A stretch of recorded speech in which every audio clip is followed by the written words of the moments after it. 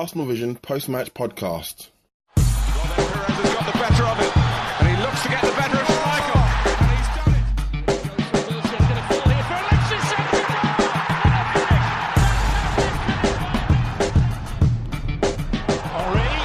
Chance. The Arsenal Vision post-match podcast today will be preempted by 1 hour of Tony Pulis screaming about refereeing decisions. Nah, we'll just do the podcast instead. This is the Arsenal Vision post-match podcast. My name is Elliot Smith, and you can block me on Twitter at Yankee Gunner. Despite all the episodes we have done, I still can't seem to say, this is the Arsenal Vision post-match podcast. But bear with me, we've got a whole podcast to do, and some of it will be delighting in Tony Pulis' misery. Some of it will also be breaking down the tactical switches and incredible detailed play. Whatever. Anyway, Paul's here. You can find him on Twitter at PosInMyPants. Hello, Pos. Woo! Sorry, went a little too early there. A little premature. Yeah, happens to me all the time. Clive is here. You can find him on Twitter at Clive. Clive PAFC. Hi, Clive. That's the one. That's the one. Hey, I'm doing a great job today. You know what? The professional thing be to hit stop, do it over right at the beginning. I can do a better intro, make it a little smoother, and do the introductions. But fuck that, we're sticking with it. So you're at an 83% completion rate at the moment. You know what? That's still better than Aaron Ramsey on Monday, so we'll dive into it. Look, this was a win that in the end was made to look comfortable, but it started out a little bit ropey. So, Paul, I'm going to start with you and just do multiple choice so that you don't ramble on, okay? Very simple multiple choice question, all right? Good luck with that. Mustafi, yep. Bad center back or the worst center back? Elliot, it's complicated. All right, fine. So, all kidding aside, I mean, the story of this game is really about Arsenal being professional, getting the job done, and once we had the 2 goals, really just closing it out comfortably. But the story of the game could have been different if that had been a penalty and a red card. And really, for the first half hour, he was diving around the pitch like there was grease all over it. I mean, was his performance for the first 30 minutes really the story for you and his lack of composure back there? No. So here's what I think on poor old Mustafi. So we play the suicidally high line.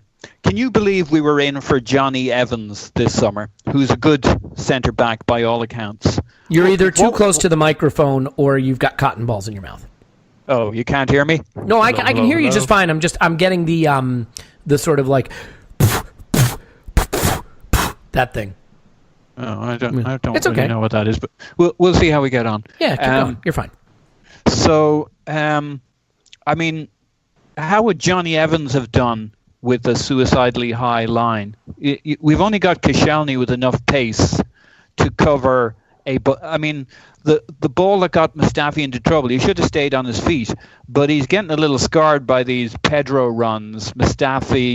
Evans ball over the top to Jay Rodriguez.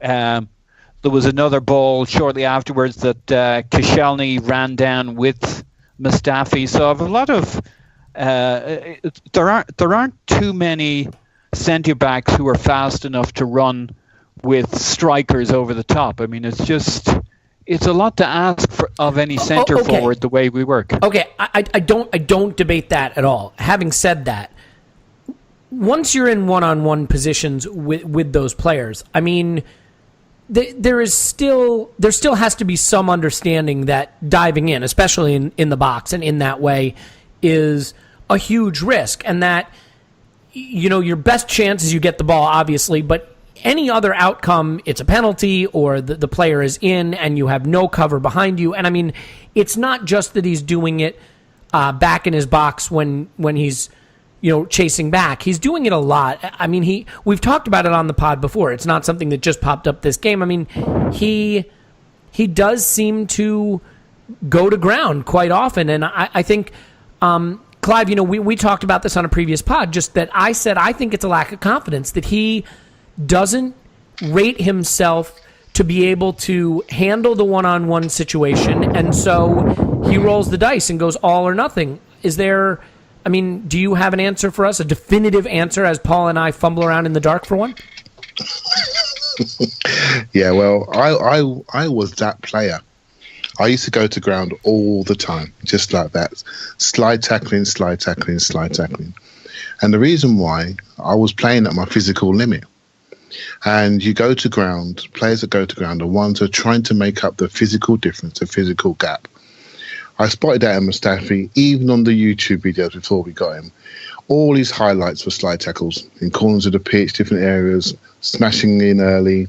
He jumps early, gets runs and jumps for headers. So he runs from the side primarily and gets a long run and jump so he can make up for his lack of height. Mustafi we have to compare the week before against Chelsea, where he played a fantastic game against a very good centre forward who scored a hat-trick a week later. So football will always bite you. He looked very secure. For some reason in this game, he looked like he was running in treacle from the first minute. And he was going to ground again, which for me tells me he was physically challenged. And the reason he was physically challenged was not just because of the high line pull, it's because West Brom moved the emphasis of their game much higher up. They played two strong running forwards, and they recognised that Arsenal get their flow and confidence from passing across our back three. And we settle our defenders down, then we move it either down the sides or we go into Xhaka and we go from there. And that's how we get our rhythm, that's how we get our flow. And West Brom were very cute. They played their two forwards high, Rodriguez and Robson Kanu, and they just got them running and working. And it just unsettled us. It unsettled our back three, apart from Monreal. It unsettled Xhaka, and they put him under pressure. And every time we played a square pass in centre midfield, they picked us off. And we played too many square passes. So Mustafi definitely is a player that has to be at his physical perfect limit to play a really good game. The moment he feels a little bit tired or under strength, we get that player. We get a player making quick decisions, early decisions, trying to make up for his lack of physical dominance and confidence. Mm-hmm. And I purely think it's a size thing.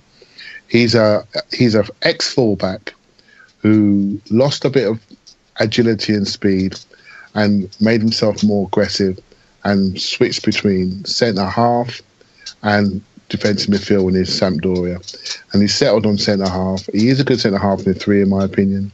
Not dominant enough for one in the two. And when he feels challenged, he goes to ground. And that's what we've got. Look, I mean, he has his advantages, too. I mean, we saw him make some nice passes with the ball at his feet. He can still break lines from the back, although I feel like he's doing it less than when he first came into the team. I just think that the desire to go to ground as often as he does is costing us. And, I think, Clive, those are all interesting points, but I feel that Paul now is going to come back and tell you why you were wrong, and I feel confident at this point that Paul will settle the argument once and for all. So, Paul, please tell us now what the actual answer is. Well, I guess I just... so I fully agree with Clive. However, I differ on a number of material points, which is... Look, he's got to do a bit of this going to ground because he's not as fast as some of the strikers, and usually he pulls it off. Koscielny dropped him in at last week against Chelsea in my book. That was Mustafi had two men to mark. I think he's a bit scarred by a few of these moments, and he got this one wrong. I think he was maybe compensating for... the last time he was in one of these situations. I think the way we play is extremely hard on central defenders, and I wonder who the heck you can bring in who's going to look great besides Koscielny, who has this incredible recovery speed. Who else could ever look good in our back line? I submit for your approval, Nacho Monreal. He's got Kolasinac on his side, and he looked pretty poor at times last year as a fullback wingback when he didn't have the required speed against his guy, and he's kind of been lucky recently that the attacks have come down the other side. Mustafi hasn't had to cover the ball over the top for Monreal as he has for Koscielny. I mean, those are both balls that went into areas Koscielny could have been back for too. So he's getting a lighter workload from the Monreal side, and I just think we're very, very. He's the central midfielder. He's the central centre back. Sorry, so he's the one who's supposed to have all the pace to cover, and really Koscielny's got that pace, but he's not as good, maybe a distributor, and not as good a shouter. So ideally, I'd like to see Mustafi to the right of Koscielny, because Koscielny will cover anything that goes over the top for any of the three centre backs. Clive, would you like to continue the debate? I mean, look, we're only 10 minutes in and have only discussed Mustafi, so we're right on pace for what I had outlined for the pod. Yeah, 4.5 hours. No, I think I think me and Paul agree, right? And it's just nuances to the performance. And let's remember that he smashed Morata last week, and none of us were complaining about it. He was great. Well, Yeah, apart from Elliot, brilliant. I thought he was great. Yeah, I thought he was fantastic, and he just made a little mistake. And what happens is when Gareth Bale he played a great ball down the line, and it was quite quick. And as a centre back, what you got to do is you've got to recognise when there's no pressure on the ball, and you see your partner pressing, you've got to drop off. And I just felt he did not respect Jay Rodriguez's pace, as neither did I. I mean, this is a player that's had multiple cruciate injuries and has spent a lot of time injured at Southampton, had nearly 2 years out, and I did not know he could move like that. And he really sort of surprised me, and so I thought he was caught and he panicked, and that was it. And I'm not going to rush to judgment on him, because the Chelsea performance was tremendous against a very, very good team, and none of us were complaining. It just shows maybe a lack of consistency, which he's not the only player in our team to have that issue. To be fair, I mean, when Koscielny first showed up at Arsenal, he was good, but he made his fair share of mistakes, and a lot of them had to do with going to ground. He gave away a lot of penalties. And maybe it's just the fact that as an Arsenal defender, you really need it hammered into your head that, hey, look, you're going to be defending on an island a lot with no support in crisis conditions, and you just have to, develop a strong resistance to PTSD and handle it. I mean, you're going to be put under pressure in one-on-one situations, and I mean, there's no amount of training that can prepare you for the kinds of situations that you get put in as a center back.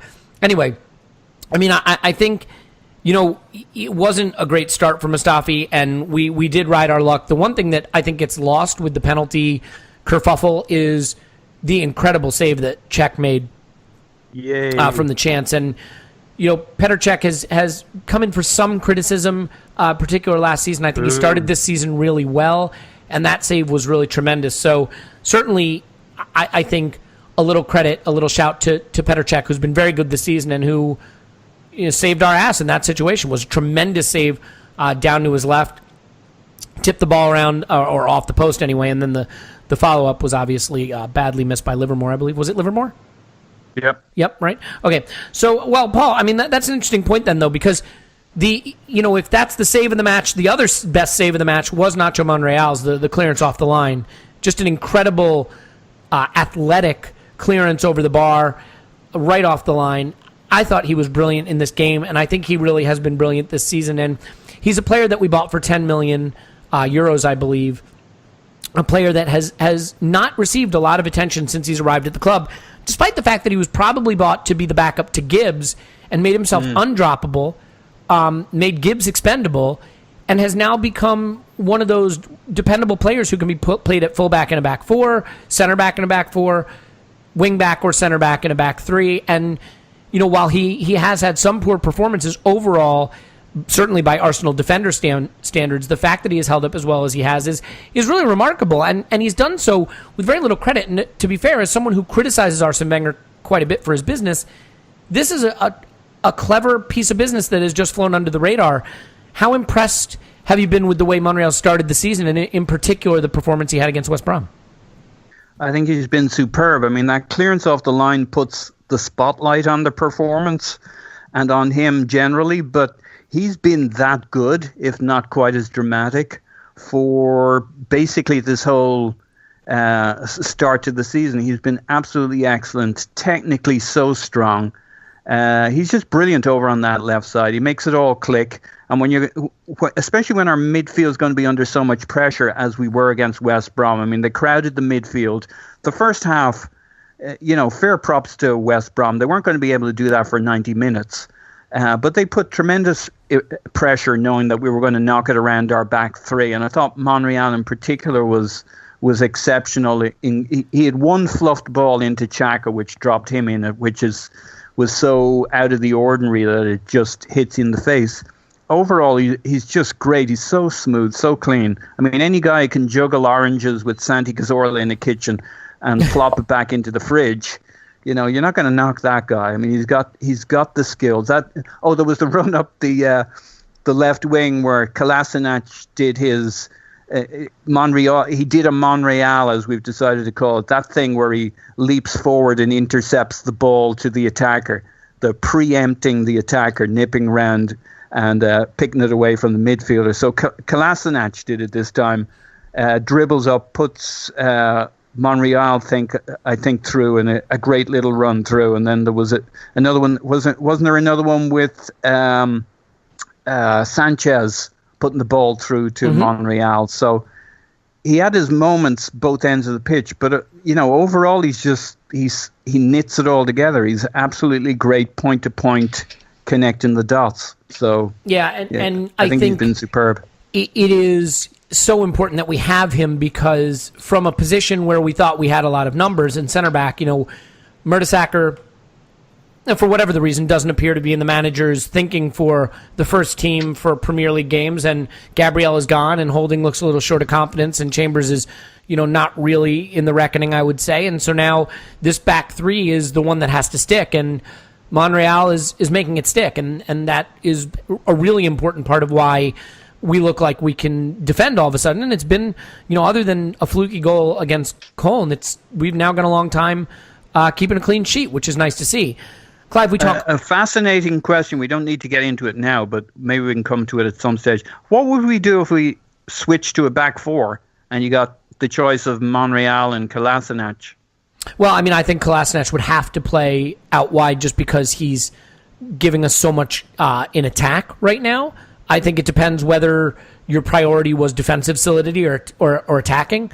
I also think there's a possibility that you could pick Koscielny and Monreal as the center backs.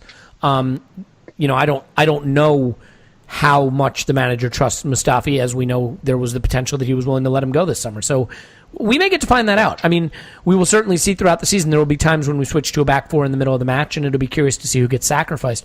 Not like a human sacrifice, because that'd be a silly thing to do in the middle of switching formations.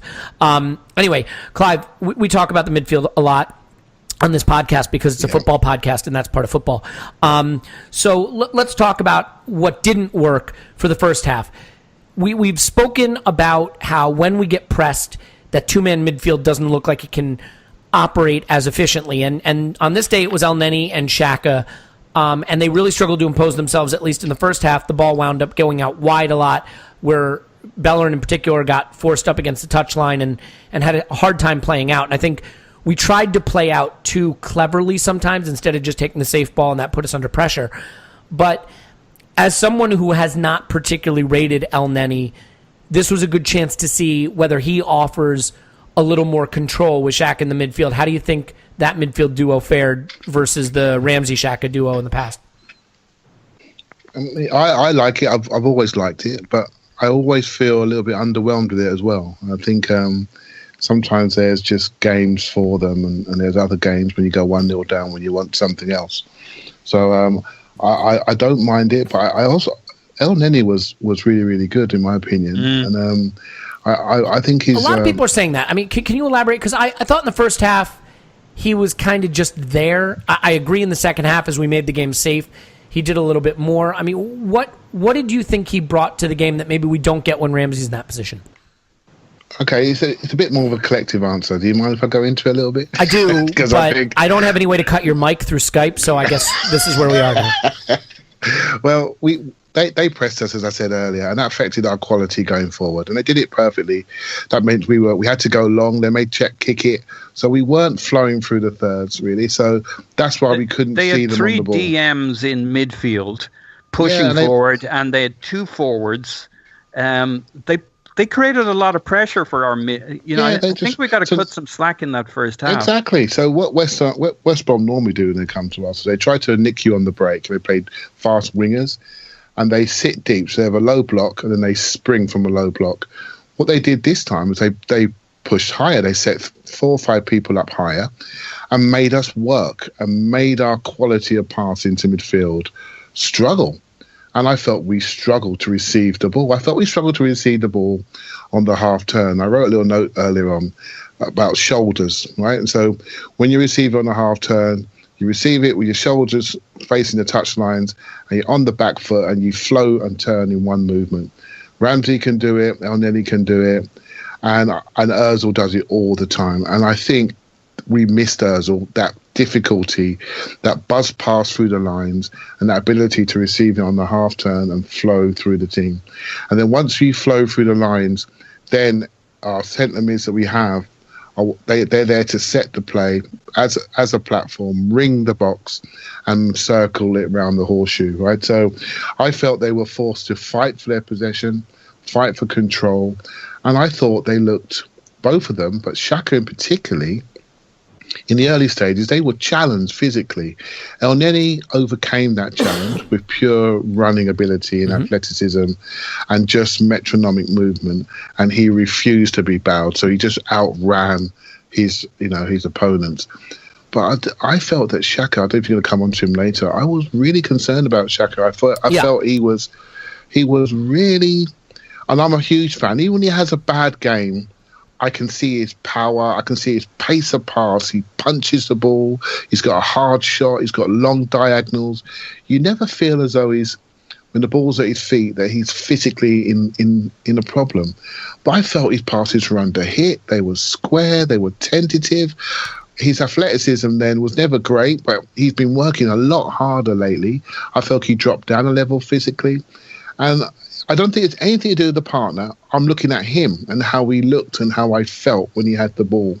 And I just didn't feel comfortable with him in the early stages of that game. And the same for Mustafi, actually.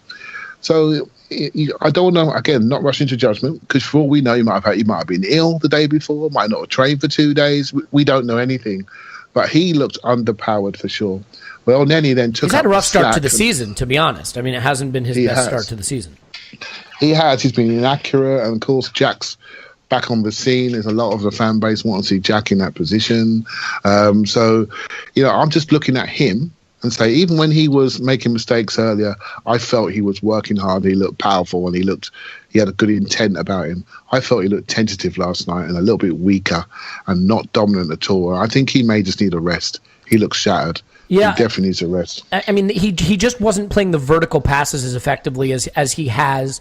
I wonder if some of that was more about him and Elneny being more parallel. He was definitely playing in a more advanced role, and I think his worst performances for Arsenal have come when he gets more up the pitch.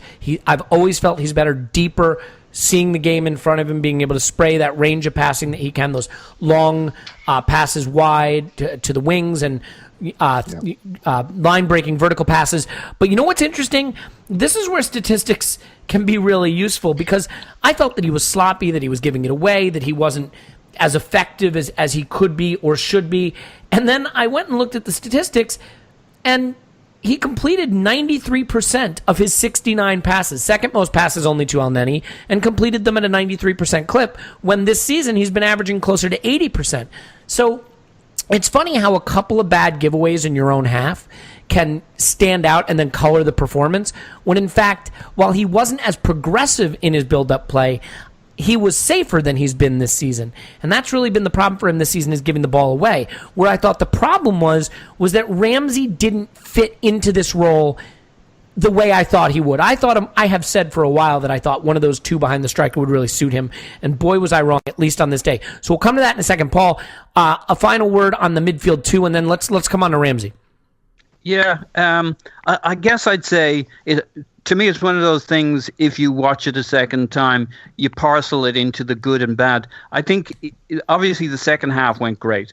The first half, West Brom crowded the midfield, lots of pressure, lots of energy, lots of pressing. I still think we played pretty good. If you take out that moment, the Mustafi moment, we pretty much run the game until just before the 40-minute mark. Then they have a really good 4 or 5 minute period and some possession, corners, set pieces, etc. But actually, I think we were pretty good. So I'd parcel it into some not so good in the first half, but mostly down to West Brom doing a really good job, being very organised, pressing forward, loading the midfield. I think we're actually, if you allow for that, I think we're actually pretty good, not brilliant. Well, and I think the statistics support the idea that the West Brom plan was to crowd the midfield and force us wide. Because if you look at it, on average in most games, Ramsey is our second most frequent touch and pass player, right? I mean, or Ozil, but it's Xhaka and Ramsey. It has been the last few games. And this game, he played the second fewest passes of any starter besides only Lacazette, had the second fewest touches of any starter besides only Lacazette, and completed 69%. That's in the first half. He was a little better overall in the second half, but finished the game in the low 70s, 72, I think. Point is, that's really, really bad by his standards. And I think that is reflection of the fact that he wasn't dropping into the midfield to link with Shaq and Elneny as effectively, and that he seemed the one the most shut out of the game by the way they crowded the midfield. And I don't know if that is because of the flaws of the players behind him to get him the ball or the flaws in his movement and knowing how to link with that midfield. I thought that's where we missed Mesut Ozil. Mesut Ozil is our best player at finding space to be available to receive the ball. I think, and I thought Sanchez jumped into that role quite effectively. He did, and yet, look, Sanchez is always going to be a guy who drives you nuts because when he loses the ball, it's frustrating and he over elaborates at times. But Sanchez did good things in that game, and again, Sanchez. I thought Sanchez was brilliant. Yeah, absolutely brilliant. I agree. I mean, go ahead. I'd like to come back to a conversation I kind of missed out on maybe the last pod or two, where we were kind of defending his right to lose the ball because he does that one or two things a game, and I don't think that's right. I think I personally felt like slamming him recently because I think he's been a cost to us. Now, understandably, he hasn't been fit and he's out of form, but I think that's a fair criticism to make of him because this Sanchez is the Sanchez I want to see and I think he's capable of. I thought it was absolutely great, absolute top level in terms of man of the match performance and, proving the manager right, if you want to take it that way, that Sanchez wasn't up to par, wasn't up to snuff, needed to get fit, and that when he gets his attitude right, this is what you get. I thought he was absolutely excellent across the board. I still feel that when he gets pushed out to the touchline a little bit and forced out wide, we don't get the best of him. You know how I feel about seeing him in the center striker position or exchanging passes more on the edge of the area. There were a couple of moments there where he played little 1-2s with Lacazette, and I thought that was those were really bright spots in the game. I'm not sure about the rapport between him and Ramsey. I don't just mean as people; they clearly don't seem to enjoy each other tremendously, which is fine. They don't have to. But I mean, even in their playing style, this was a game where I actually think Mesut Ozil could have been hugely advantageous for us to just help us get past that press, pop up in spaces that give Xhaka and Elneny another option besides going to the wing backs, and then let Alexis and Lacazette move into the spaces in between the lines. Honestly, I thought it was fine. It worked fine. We had a bit. Yeah. When their press faded, Paul, as it had to because they couldn't keep that intensity up. They're not Liverpool, they're not Spurs. Then the game became very easy for us, but we had to ride it out a little bit. Clive, I think our real issue was our vulnerability to the counterpunch. You take away those 2 or 3 situations in the backfield for us, and you look at that first half totally differently. Yeah, and look, there are the one thing Pulis teams are really good at, which makes them a huge pack of cunts, is when you do get around that press or when you do find a way to start playing through them, they're going to niggle you and foul you and push you down and elbow you in the head and do those things that stop your fluency in your moves. So it's hard to get into a rhythm with those teams because either they're just choking off your midfield possession or they're fouling you to break up a move. And rotational fouling was a part of their plan on this day, as it always is for Pulis. Look, we talked about the call that they could have gotten for the penalty. that would have changed the match, but on the balance, I just thought it was a poorly refereed game overall. We had 2 penalty calls that we could have gotten. The one we did get is maybe 50-50. I think their players got away with a lot of fouls, and certainly one that could have been a second yellow for a red card, because if you get 2 yellows, that's a red card. Anyway, Clive, I mean, Ramsey, more forward, more advanced position, at least in terms of the setup, didn't work the way I expected it to. Were you kind of surprised at how he struggled to impose himself in the game? Yeah, not really. I think Ramsey... Are you ever surprised by anything in football? I mean, look, it's all coming too easily for you now. Let's think this through, right? Ramsey I try not to. Ramsey is a forceful player, and he runs big distances. You know, he likes to run distances. When he feels good, he likes to go.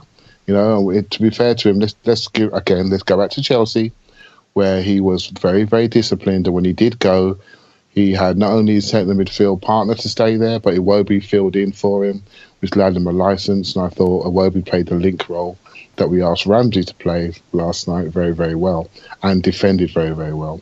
So what does this do when Ramsey's in that position? He immediately tried to almost do an Ozil type mimic or copy, and that puts him into small spaces, and that puts him into areas where his technical ability and technical security in small spaces is challenged. And let's be honest, we know he's a strong running player. He's got a Mo Farah work rate. We know he can run all day, but small spaces, that's not what he is. He likes to bound big distances.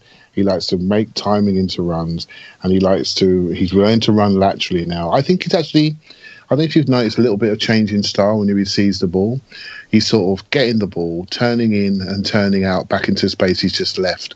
And he's trying to add a bit of technical security to his game. And I can see him really developing that. He's trying to be more secure in the ball. And especially in centre midfield, we pushed him forward.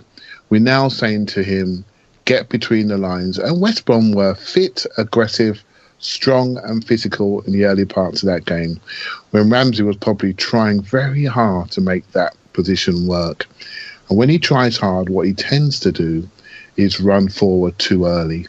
And I saw a number of occasions when I felt he was on Lacazette's line, when people are trying to pass it into the box, and then Ramsey comes across in front of Lacazette. When you want to leave that space for Lacazette to set you and then set you back, he just needs to calm down. When he feels really fit like this, that's when it's hard to sort of predict. But one thing I do know, he's a very forceful player. He pushes teams back by his running. That running has to come from deep. In my mind, I've always said this, Ramsey is a third midfielder, you know, and that's his role.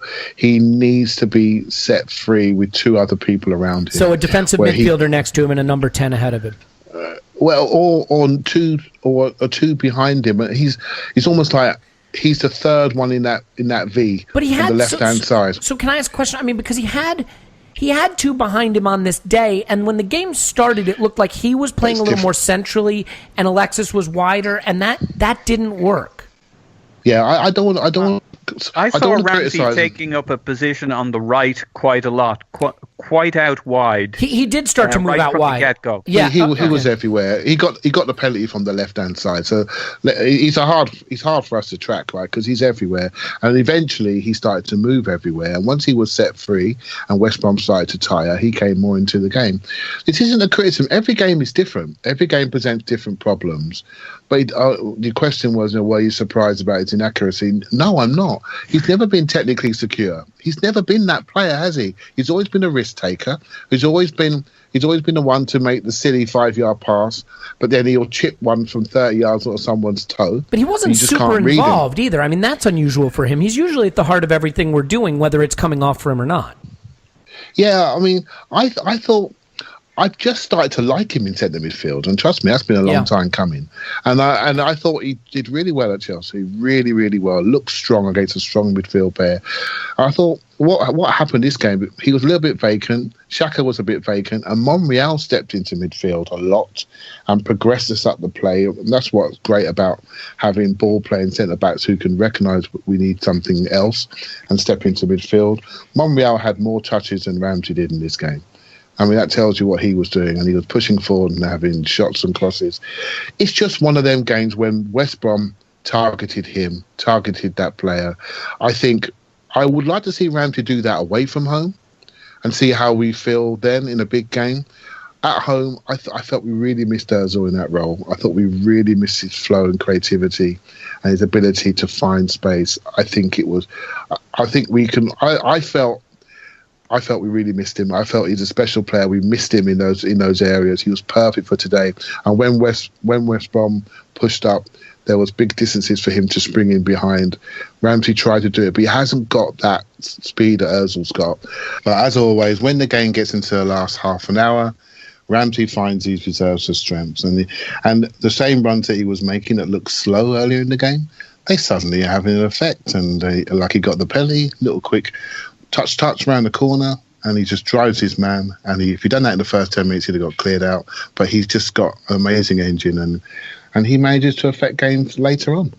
Yeah, Paul, I mean, I definitely think that Ramsey grew into the game late on, and that's a great point. I mean, look, he is a player whose engine is tremendously important for us, especially when teams are going to press us, because to some extent, we have to ride that out early, and then we're going to have better chances late as they start to tire. I mean, you look at teams like Liverpool and Spurs, and they have suffered in the last quarter of a game because of their style, and that's a time in the match where Ramsey really comes alive. I mean, do you think he grew into the match? Do you think he struggled to figure out where to fit into this system from that position?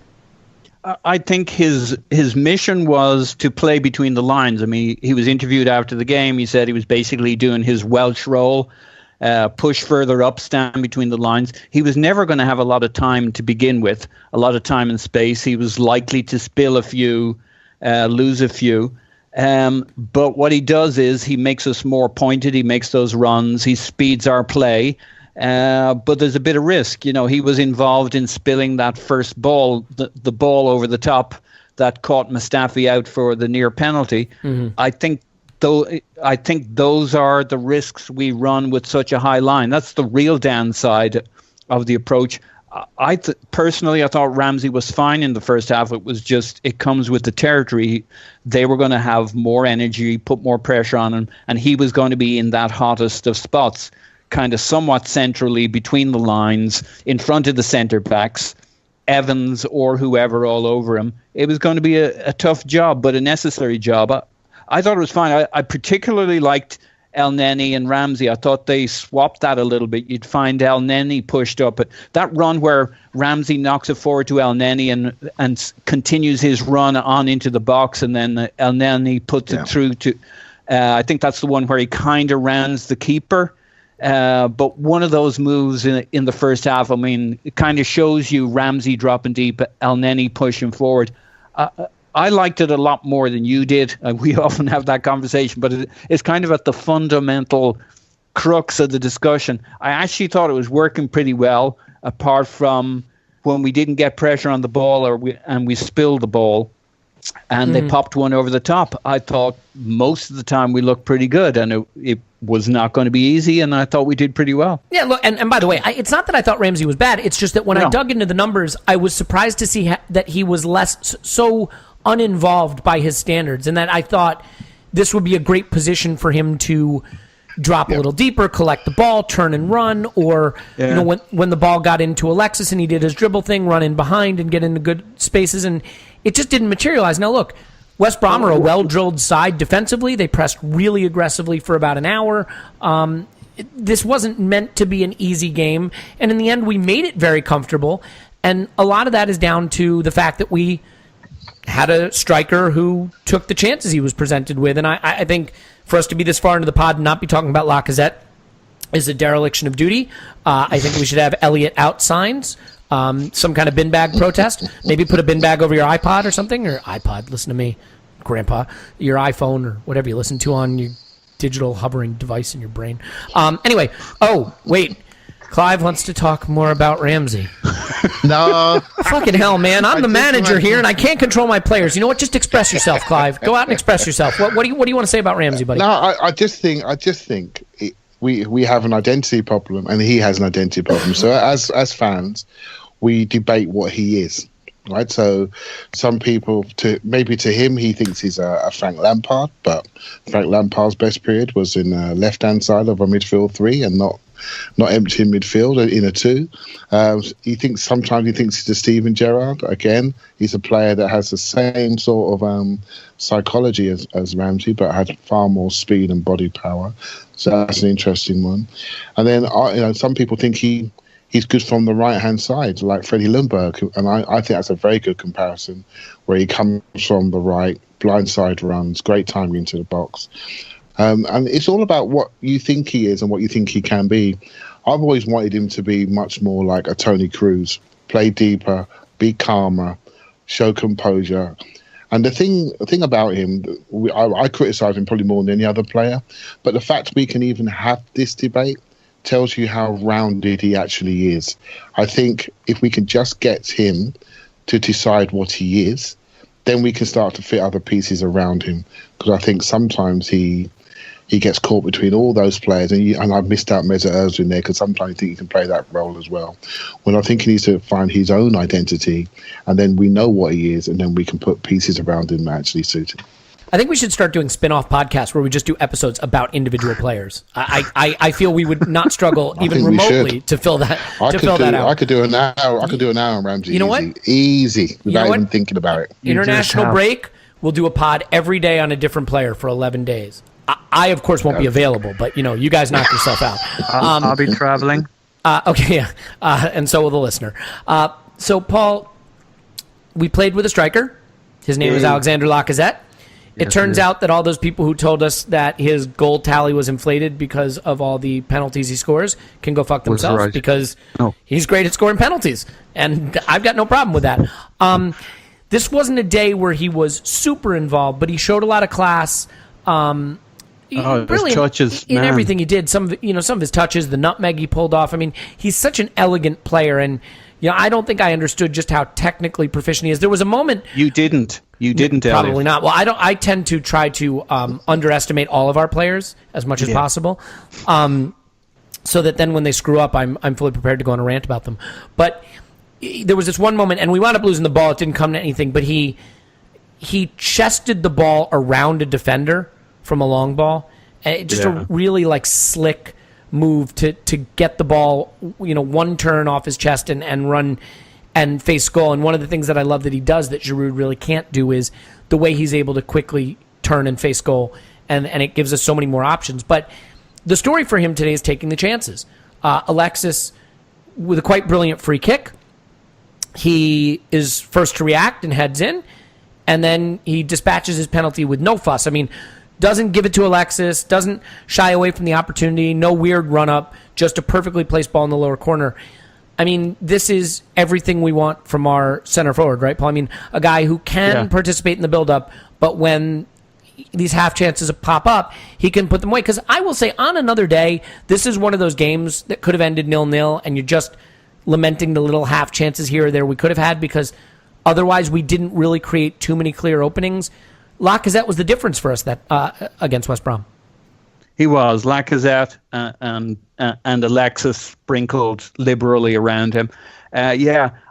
His first touch is just sublime. He's so clean, such a quick technical player, and never seems to be overly involved.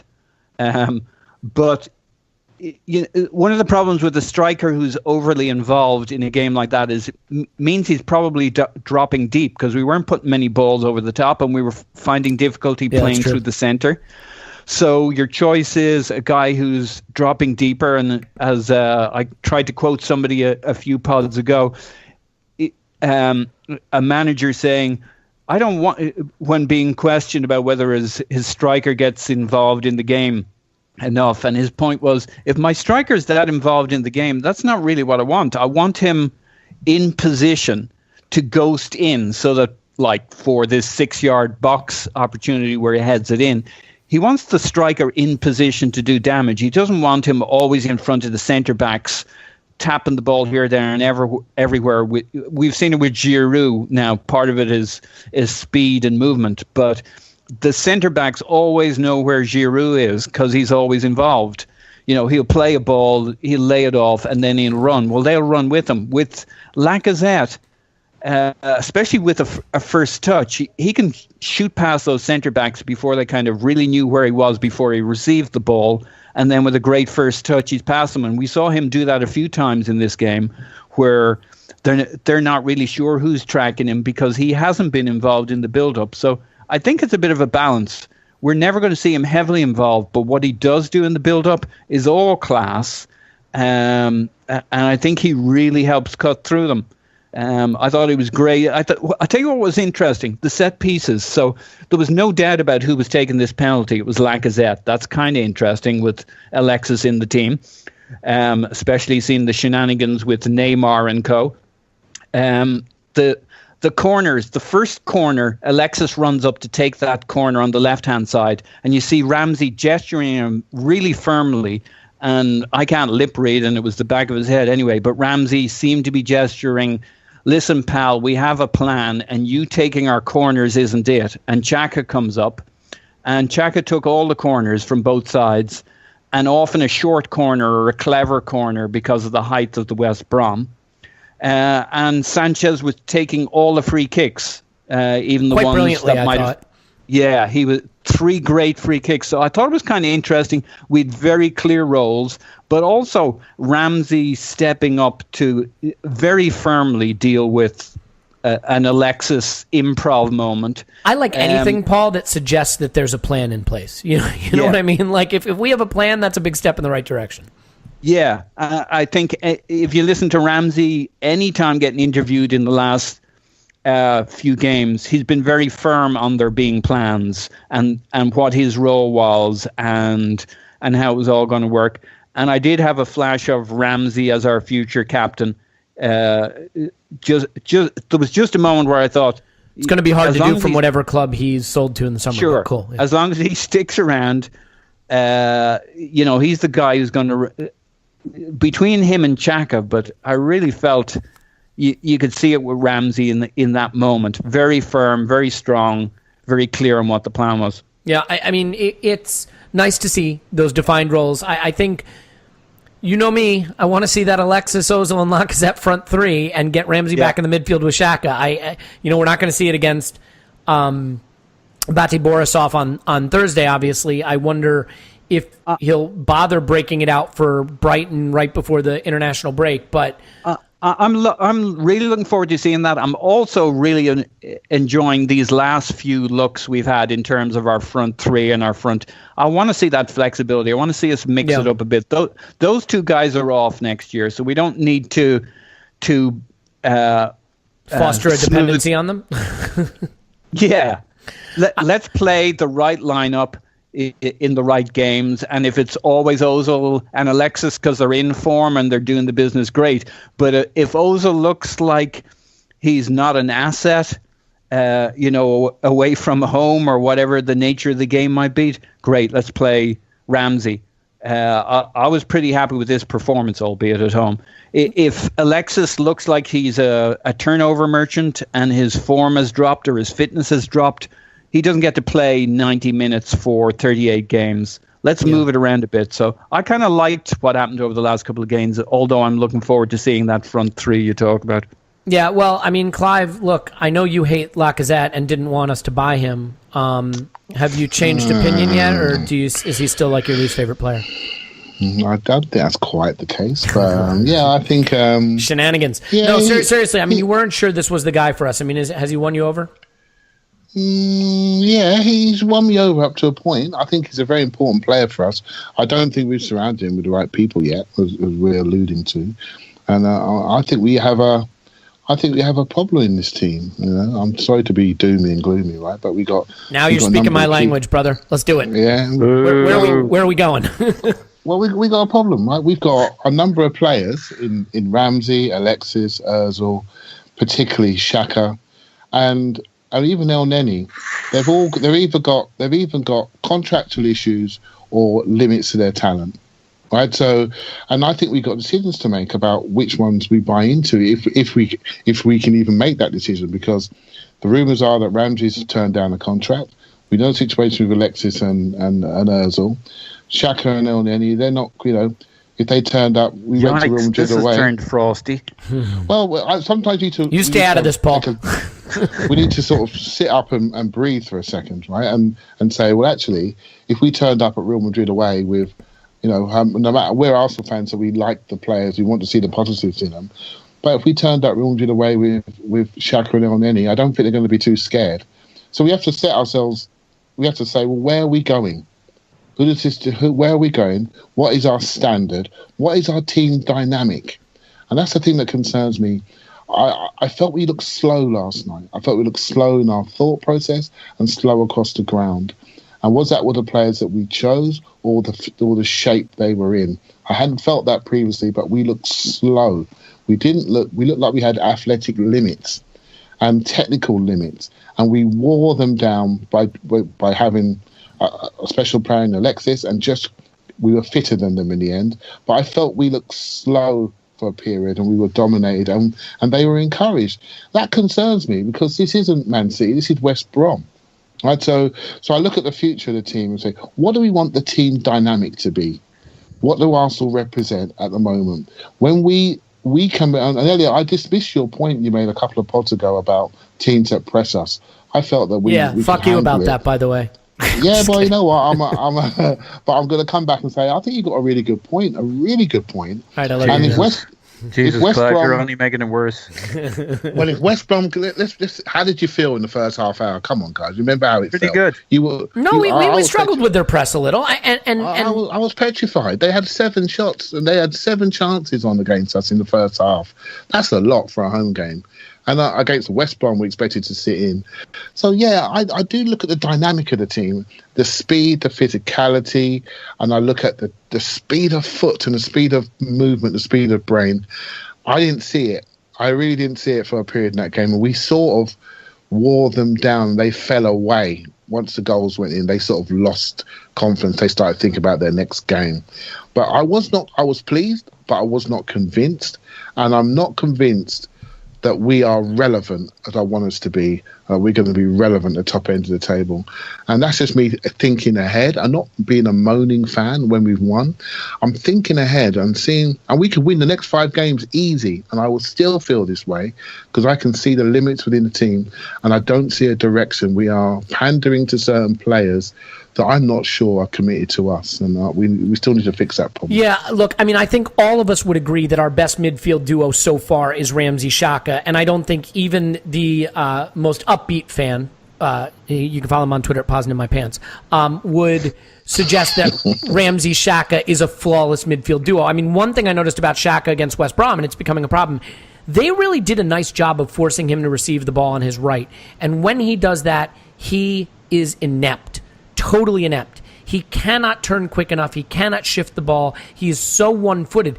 And you know, it's interesting because we criticized Jack Wilshere for being too one-footed, and Xhaka One-footed.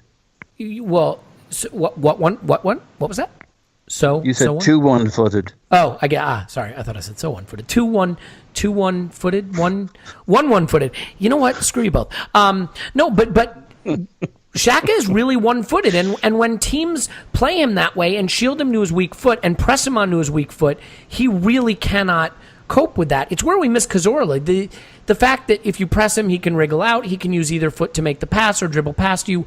You know, I still think that weakness in Xhaka is a problem, and for Elneny, it's the slow turning radius, it's the conservatism, the safe ability to receive the ball and give it back, but not the ability to turn and face and break the press.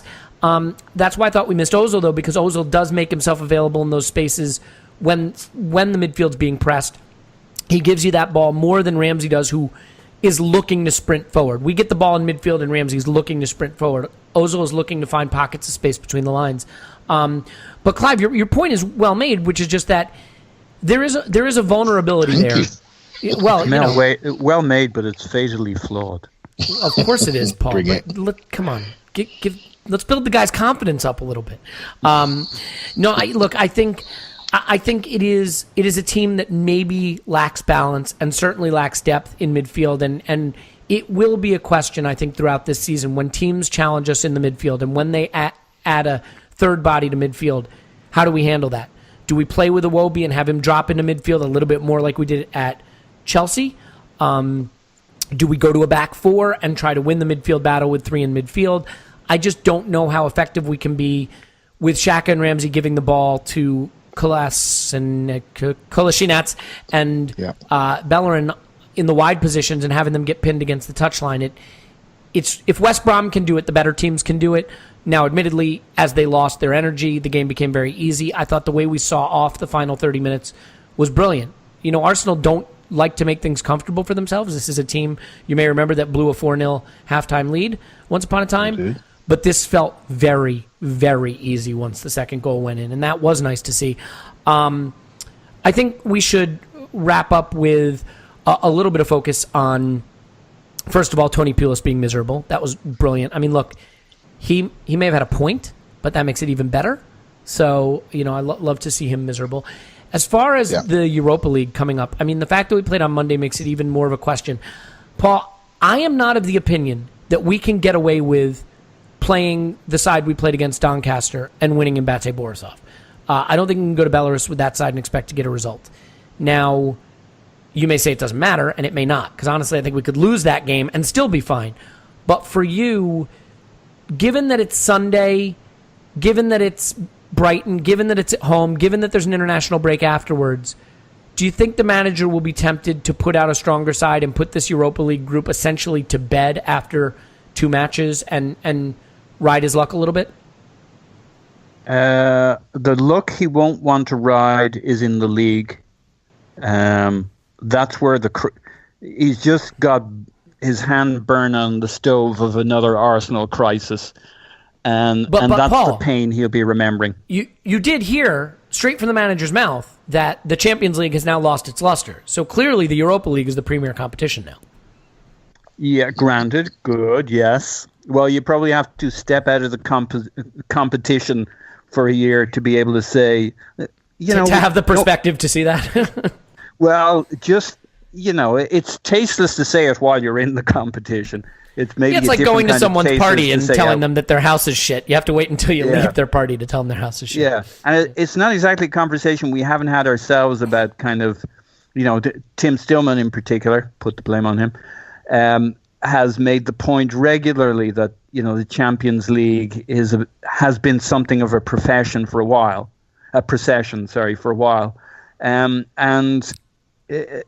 I always enjoy every aspect of it when we're in it, but I know what he's talking about. It doesn't have the same level of excitement.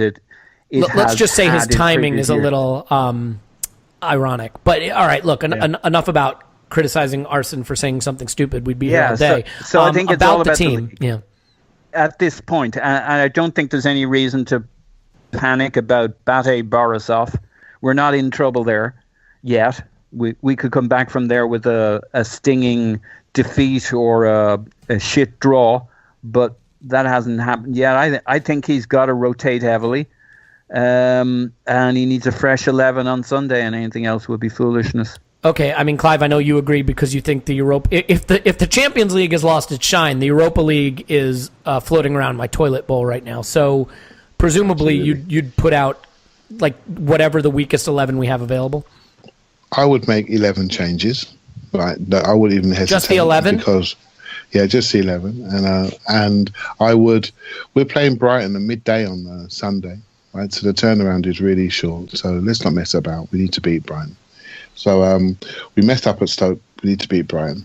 So and Brighton are going to be tough. So isn't that at home? Am I wrong about that? Yeah, Brighton are at home. Yeah. We're at home, sorry, not Brighton at home. We're at home. So, but it's a 12 o'clock start, right? So that's an early start, a quick turnaround, and Brighton are coming to the Emirates for the first time, so they're going to be buoyed, right? So I don't care about the Europa League. I do care about it, but I care more about staying in contact and being at the right end of the table. I think it's really important. I don't know about you guys, but I don't like the fact that we're almost just not spoken about anymore unless we're in crisis. We're not spoken about as a team that can be relevant at the top end. So you're saying we need more crisis? Do I understand you correctly? All right, so just No, for the I record, just- Clive feels that Arsenal needs more crisis. Anything else to add? We're just not spoken about in a serious footballing way. Nobody trusts us. No one trusts us to be consistent. No one trusts us. Our own fans. We've got loads of us as fans waiting for the next crisis to come around the corner, and I just don't like it. It's not a great way of existing, right? So I want to be positive as a fan, but I also want us to focus on the league. I think it's important we rebuild our position. I've said it before. We've got to rebuild our position. The Europa League is a distraction to me that we can get through with a second team. We've got enough players in our books to get through it. So I don't care if we lose, we draw, I don't care. I'm just focusing on the next few league games and getting us back up that table so we can be more relevant to the next set of players we're going to need to come in, because we got a little preview last night of a home game without Mesut Ozil. We've had some games recently without Sanchez, and they seem to go okay.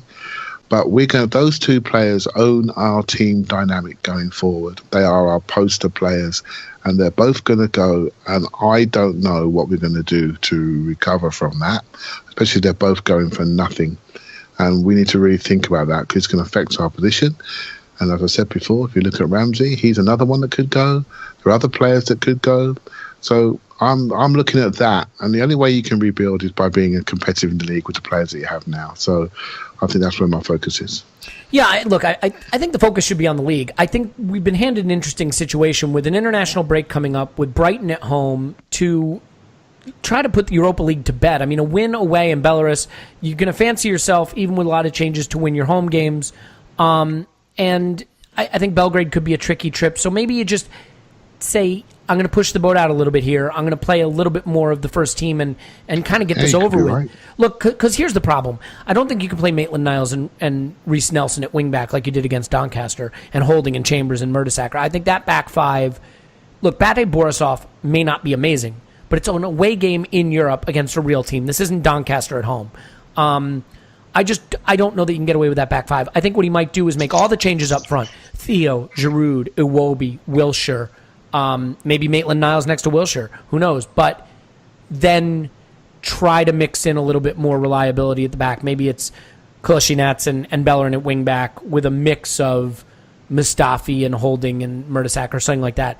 I just don't know that you can go with that back five you used against Doncaster and come away with it. And look, ultimately...